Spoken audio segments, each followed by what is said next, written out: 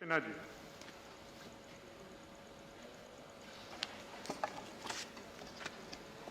सभापति महोदय, सबसे पहले मैं विनय सहस्त्रबुद्धे जी को इस बात के लिए बधाई देना चाहता हूं कि एक ऐसे विषय पर उन्होंने विमर्श शुरू किया है जो दशकों से उपेक्षित था। जो मॉन्यूमेंट्स का सवाल है सभापति महोदय, यदि हम एएसआई का लिस्ट देखें तो 3600 कुछ मॉन्यूमेंट्स हमारे प्रिजर्व किए गए। लेकिन यदि हम एक सर्वेक्षण करें और सतही सर्वेक्षण करें तो हमारे देश में 7 लाख मॉन्यूमेंट्स हैं जो एएसआई की सीमा से बाहर है। प्रश्न उठता है कि मॉन्यूमेंट्स को हम किस रूप में डिफाइन करें, किस रूप में परिभाषित करें। इस हेरिटेज का सभ्यता, संस्कृति और राष्ट्रवाद की परिधि में क्या महत्व है, यदि इस प्रश्न को हम समझ लेते हैं तो हमें इस बिल के बारे में, इस बिल की महत्ता के बारे में समझने में सुविधा होगी। यह कानून का रूप नहीं ले या कानून का रूप ले, यह बहुत महत्व का नहीं है। महत्व का यह है कि मॉन्यूमेंट्स के महत्व को, हेरिटेज के महत्व को और एक राष्ट्रीय समुदाय को, एक राष्ट्र को समझना चाहिए। अमेरिका ने 1906 में रूजवेल्ट ने एंटीक्विटी लॉ बनाया था और अमेरिका के पास अब तक सिर्फ 158 मॉन्यूमेंट्स हैं जो सुरक्षित रखे गए। रोमानिया एक माउंटेन को लेकर राष्ट्र की अस्मिता को परिभाषित कर रहा है। उस परिप्रेक्ष्य में मैं भारत को देखना चाहता हूं। उस देखने से पहले मैं महाभारत का वो प्रसंग सुनाना चाहता हूं जब भीष्म युद्ध के 10वें दिन आहत हुए और 8 दिन तक मृत्युशैया पर पड़े रहे। उस दौरान महाराज युधिष्ठिर ने उनसे पूछा, एक संशय था। परिस्थितियों को राजा पैदा करता है कि राजा से परिस्थितियां पैदा होती है। कालम वो कारणम राज्ञो राजा हुआ काल कारणम इति संशय ना भूता राजस्य काल कारणम राजा कालस्य कारणम। भीष्म ने कहा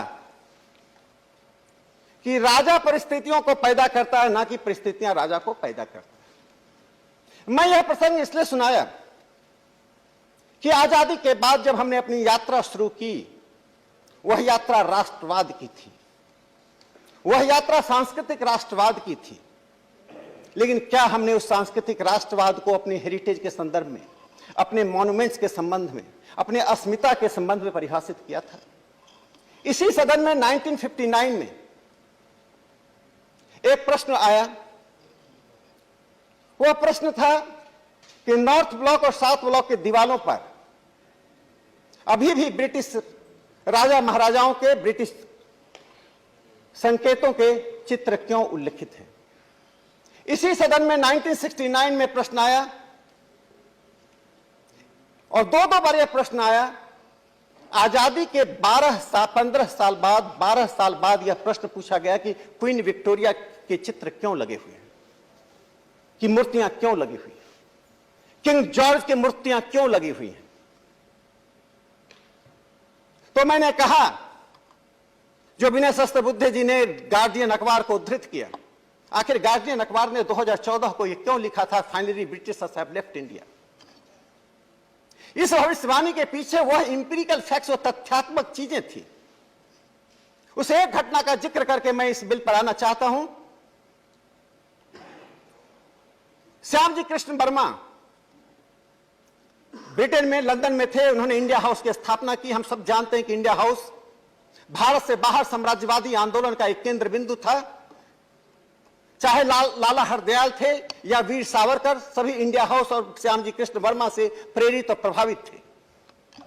वो सोशियोलॉजिस्ट एक पत्रिका निकालते थे, पूरी दुनिया में स्वतंत्रता, समानता और राष्ट्र साम्राज्यवाद के विरोध की जो वैचारिक लड़ाई थी, वो लड़ रहे थे।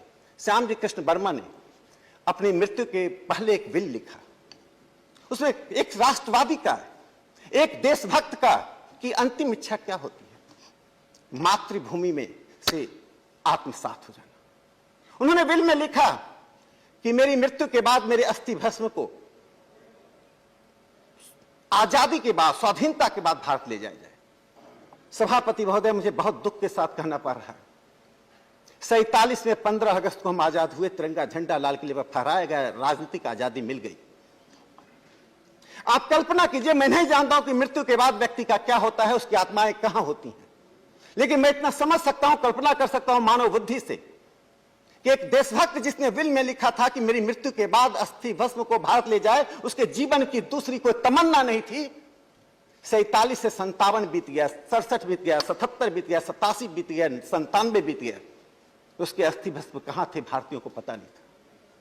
2003 में वर्तमान प्रधानमंत्री और उस वक्त गुजरात के मुख्यमंत्री श्री नरेंद्र मोदी जी ने जेनेवा से श्यामजी कृष्ण वर्मा के उस अस्थि भस्म को भारत लाया। गुजरात में 55 एकड़ जमीन में एक क्रांति तीर्थ की स्थापना की। शायद यही वैचारिक यात्रा है। इसी वैचारिक यात्रा का नई दिल्ली का जो परिणाम था, उसने द गार्डियन अखबार को, 200 साल पुराने अखबार को लिखने के लिए बाध्य कर दिया। Finally Britishers have left India. भौतिक रूप से ब्रिटेनी तो 47 में गए, लेकिन विचार के स्तर पर हमने ब्रिटेन को 2014 में वापस भेजा। 2014 के बाद जो अधिष्ठान में परिवर्तन हुआ, उसका एक बड़ा महत्वपूर्ण मैं उदाहरण देना चाहता हूं। भारतीय ज्ञान परंपरा, भारतीय शैली और भारतीय पुरातत्व, इन तीन चीजों का उल्लेख भारत के प्रधानमंत्री के संसद और संसद के बाहर के भाषणों में जो होता है, एक समाजशास्त्री, एक वैज्ञानिक, एक शिक्षक जितना भी परिस्थितियों को बदलना चाहे बदल नहीं सकता है। वह विमर्श का एक हिस्सा बनता है। लेकिन जो भीष्म ने कहा कि शीर्ष पर बैठा हुआ व्यक्ति यदि धारणा में परिवर्तन करता है, दृष्टि में परिवर्तन करता है, दौर में परिवर्तन करता है, तो समाज में एक बुनियादी परिवर्तन आता है, सोच और विमर्श में परिवर्तन आता है। इसीलिए 2014 के बाद जो विमर्श में परिवर्तन हुआ, एक महत्वपूर्ण अधिष्ठान का परिवर्तन है और विचारों के स्वराज की ओर हिंदुस्तान आगे बढ़ रहा है। देखिए, पुरातत्व का महत्व सिर्फ एक संरचना के रूप में नहीं होती है। केरल में 1000 साल पुराना पलाक्कड़ में जो मंदिर है, जो चोला डायनेस्टी का एक स्टोन से बना हुआ जो मंदिर है, क्या वो मंदिर सिर्फ पूजा का स्थान है?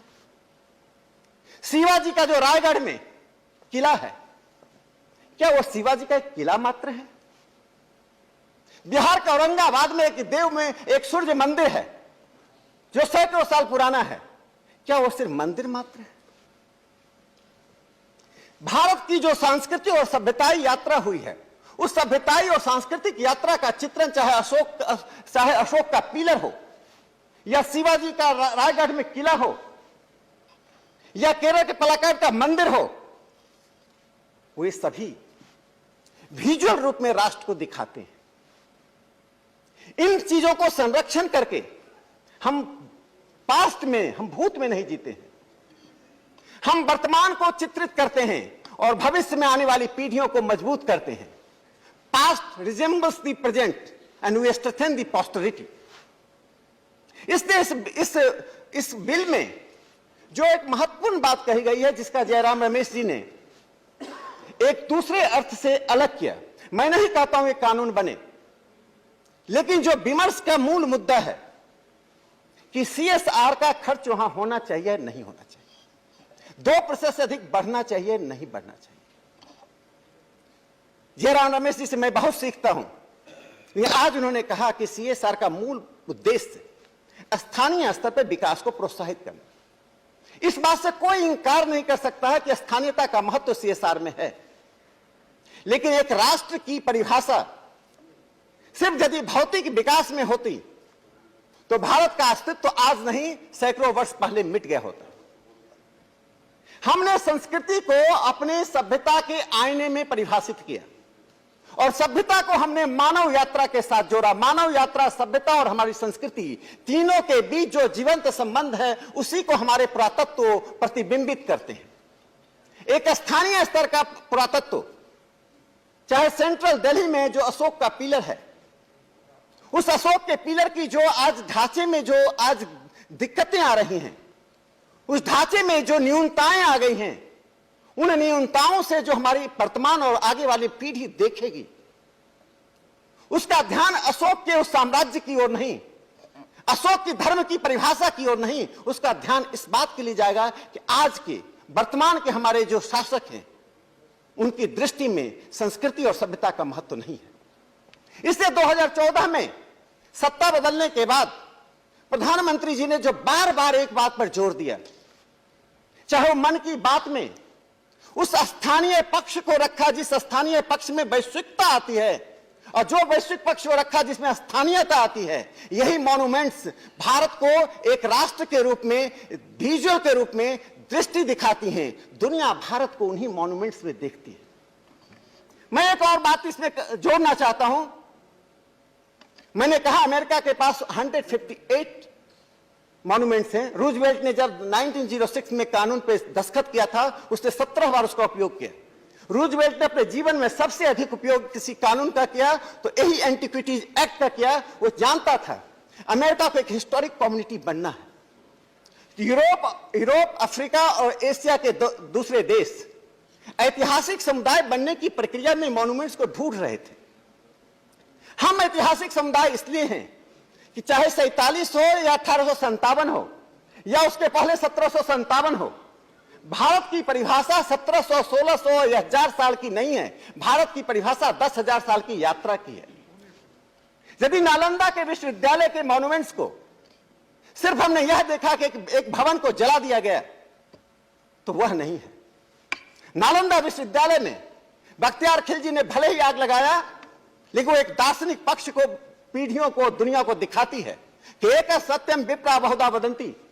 यह सिद्धांत जो है, यह जो दर्शन है कि कंटेस्टेशन इज द कोर, जो प्रधानमंत्री जी ने पिछले भाषण में उपनिषद, केदारनाथ से एक उपनिषद का वो 2 शब्द प्रयोग किया, नेति नेति, यह भी नहीं वह भी नहीं, this is not, that is not. ये contestation is the core of the Indian civilizational values. यदि हम कंटेस्टेशन को निकाल दें, नेति नेति को निकाल दें, तो पंथ निरपेक्षता की संपूर्ण परिभाषा ही समाप्त हो जाती है। जिन लोगों ने नेति नेति से बाहर रहकर भारत की पंथ निरपेक्षता को परिभाषित किया, जो लोग नेति नेति में रहकर पंथ निरपेक्षता को परिभाषित करते हैं, मॉन्यूमेंट्स उसी को चित्रित करता है। वो एक मात्र स्ट्रक्चर नहीं, मात्र संरचना नहीं, उसके पीछे एक दर्शन है, एक इतिहास है। मॉन्यूमेंट्स के बारे में 2 और महत्वपूर्ण पक्ष हैं। जब किसी हेरिटेज को हम देखते हैं, मैं नैमिषारण्य का नाम लेता हूं, सभापति महोदय परिचित होंगे, आपके राज्य से जुड़ा हुआ है। दुनिया के इतिहास में आपने कहीं सुना है क्या कि 12 साल तक विमर्श लगातार चला हो? नैमिषारण्य में हिंदुस्तान के सारे संत और विद्वान इकट्ठा हुए। 2 दिन नहीं, 4 दिन नहीं, आज हमारा सेमिनार 4 दिन का, 6 दिन का या महीने भर का होता है। 12 वर्ष तक हमारे विद्वान एक दिन में 100 सेमिनार एक साथ समानांतर होता था। उस नैमिषारण्य को संरक्षित करना और नैमिषारण्य के उस दृष्टि को पीढ़ियों को दिखाना कि यह देश तर्क पर आधारित देश है। क्या सिर्फ हम आर्थिक ढांचे में इसको देखेंगे कि 2% हो या 25% हो, या माननीय भूपेंद्र जी ने जो कहा हस्तिनापुर, यह हस्तिनापुर की जो एक चित्र है, वह चित्र सिर्फ भारत को जीता है। जो भारत से बाहर के लोग आते हैं, जब हस्तिनापुर में उन्हें बताया जाता कि युद्ध कैसे हुआ, युद्ध में क्या परिणाम निकला, भगवत गीता का उपदेश कैसे दिया गया, तो वह सभ्यता की वो निरंतरता है। इसलिए मैं कहता हूं भारत एक सभ्यताई राष्ट्र है, बाकी राष्ट्र राजनीतिक राष्ट्र है। पहले एक सभ्यता होती थी और अनेक राष्ट्र होते थे, लेकिन जब से यूरोप ने मॉडर्न नेशन स्टेट का कंसेप्ट दिया और राष्ट्र को संस्कृति से बाहर भूगोल में सिमटना शुरू कर दिया, तो हम एक बड़ी सभ्यता को, 10,000 बड़ी सभ्यता को और भारत की वर्तमान ज्योग्राफिकल एरिया से बाहर की सभ्यता को एक छोटे से भूभाग में समेट कर रखने की जिम्मेदारी लेकर चल रहे हैं। यह सिर्फ संवैधानिक जिम्मेदारी नहीं है, मैं जयराम रमेश जी को बताना चाहता हूं, यह हमारी एक नैतिक और सांस्कृतिक जिम्मेदारी है कि उस सभ्यता को लेकर चल रहे हैं। बहुत से हमारे हिस्से आज अफगानिस्तान में हैं, संस्कृति के बहुत से विरासत की चीजें आज पाकिस्तान और बांग्लादेश में हैं। आखिर पाणिनि का जन्म कहां हुआ? सिर्फ भूगोल बदलने से हम पाणिनि को भारत भूल नहीं सकता है। पृथ्वीराज चौहान पृथ्वीराज चौहान का आज स्थान कहां है? भले ही वो अफगानिस्तान में, लेकिन आज पृथ्वीराज चौहान को हिंदुस्तान नहीं भूल सकता है। तो सांस्कृतिक राष्ट्रवाद की परिधि में जब संविधान सभा में बहस चल रही थी, तब कन्हैयालाल मानिकलाल मुंशी ने जो तब कहा, और जब सोमनाथ मंदिर का जीर्णोद्धार हो रहा था, जो एक महत्वपूर्ण डिबेट है, और हमारे मित्र इस बात से सहमति व्यक्त करेंगे कि जब डॉक्टर राजेंद्र प्रसाद जी ने, पंडित नेहरू और डॉक्टर राजेंद्र प्रसाद जी का, दोनों का मैं सम्मान करता हूं कि दोनों की अपनी दृष्टियां होती थी, दोनों ही अपनी दृष्टि के अनुसार अपनी बातें कहते थे।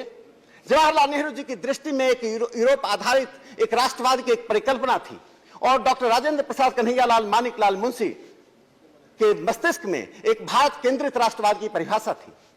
जब उन्होंने सोमनाथ के मंदिर को, एक सिर्फ मंदिर को गौरी गजनी ने तोड़ा, एक मुस्लिम आक्रमणकारी ने एक हिंदू मंदिर को तोड़ा, इस रूप में देखने की एक परिभाषा आई, उसी परिभाषा से बाहर निकलकर जब कन्हैयालाल मानिकलाल मुंशी जी ने प्रधानमंत्री जवाहरलाल नेहरू को पत्र लिखा, तो उसमें लिखा, collective conscience of India in favour of reconstructing the Somnath temple.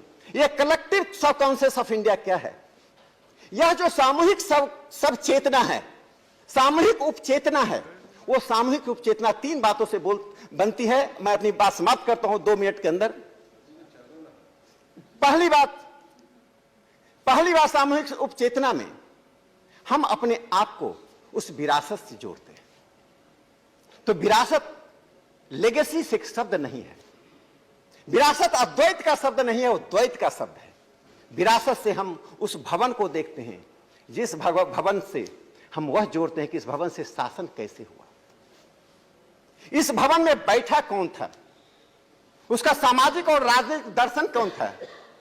दूसरा दूसरा जो हम अपनी विरासत से के अलावा हम जोड़ते हैं, राष्ट्रीय परिप्रेक्ष्य में हम देखते हैं कि हमारी आयु क्या है।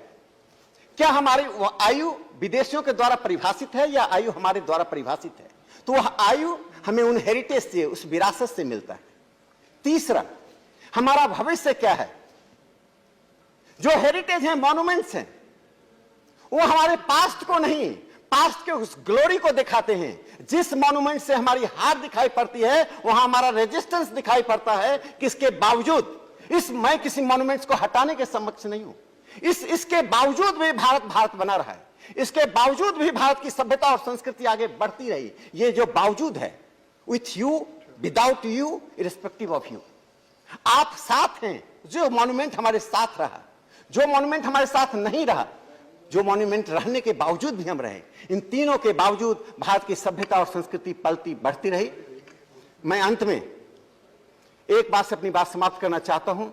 इसकी चर्चा मैंने एक बार अपने भाषण में सदन में किया था। बस सभापति महोदय, मैं 30 सेकंड में अपनी बात समाप्त करता हूं, आप बार बार इधर देख रहे हैं। 1931 में कृष्णचंद्र भट्टाचार्य जी ने, प्रोफेसर केसी भट्टाचार्य ने आशुतोष मेमोरियल लेक्चर कलकत्ता में दिया था। उसमें उन्होंने कहा था कि राजनीतिक गुलामी दिखाई पड़ती है, क्योंकि व्यक्ति के ऊपर डोमिनेशन होता है, आधिपत्य होता है, लेकिन सांस्कृतिक और वैचारिक गुलामी दिखाई नहीं पड़ती है, क्योंकि वह विचारों के तौर पर, संस्कृति के तौर पर स्नेह आपके अंदर आता है। पहले आप उसका प्रतिरोध करते हैं, बाद में वह आपको स्वयं आदर्श लगने लगता है, जिसकी आप नकल करते हैं, इमिटेटर्स बन जाते हैं, वह आपके लिए आदर्श बन जाता है। फिर वैसा ही बनना चाहते हैं, वैसा ही बोलना चाहते हैं, वैसा ही करना चाहते हैं।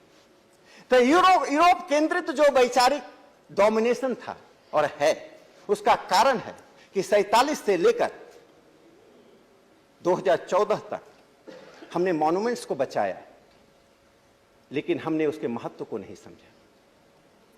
हमने अपनी गति धीमी रखी।